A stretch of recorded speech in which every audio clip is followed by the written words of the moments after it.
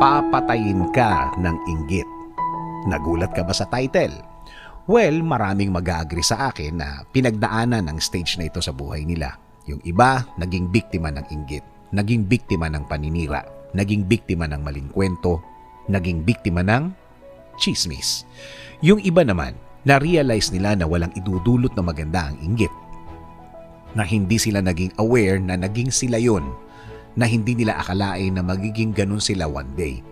Na at the end of the day, ang sabi nila sa sarili nila, sandali, hindi na ako ito. Maganda kung nangyari sa iyo ito. Oo naman, wala namang perpekto sa buhay na ito. Lahat naman tayo ay nakaramdam ng inggit.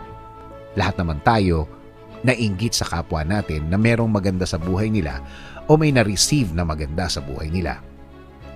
Ang maganda lang, na-realize mo ng maaga at nagdesisyon kang itigil na ang ugaling ito dahil walang idinudulot ang inggit sa ating katawan, kundi puro kapahamakan. Sabi nga sa Proverbs 14:30, ang isip na tiwasay ay nagpapahaba ng buhay, ngunit ang kapusukan ay nagbibigay ng kapahamakan.